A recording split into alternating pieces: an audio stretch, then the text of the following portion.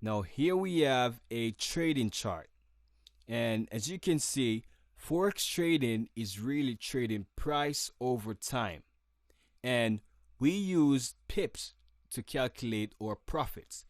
And what a pip is really just a very small measure of change in a currency pair in the Forex market. So here we have a pip.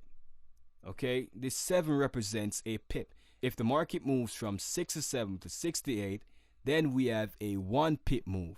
If the market moves from 67 to say 70, then we have a 3 pip move. So that's essentially what a pip is. And we use pips to calculate our profits in the Forex market. Now, Forex trade sizes. We have a micro lot, which is a 1,000 unit trade, which represents $0.1 per pip.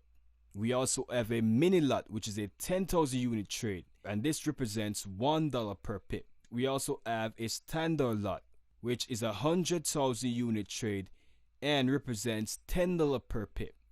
Now, trading Forex, you should never risk more than around 3% of your account. Okay, some traders may risk 4%, but you should never risk more than around 3 to 4% of your account on any given trade.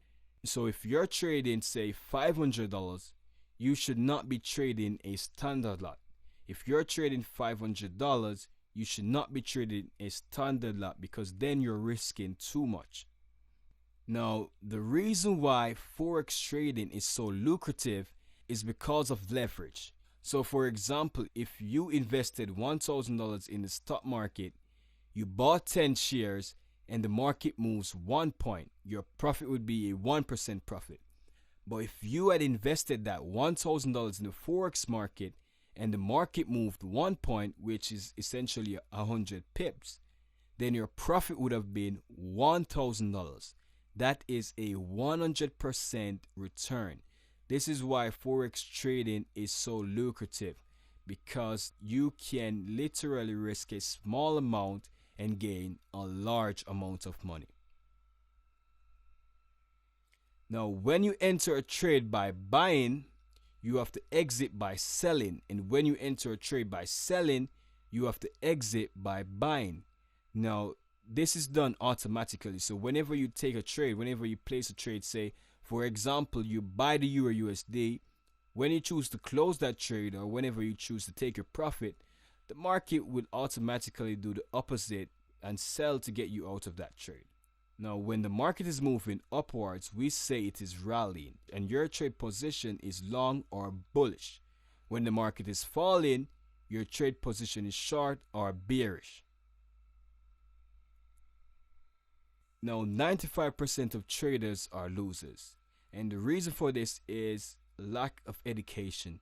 A lot of traders think they can just get up and trade the market successfully. No, you can't do that.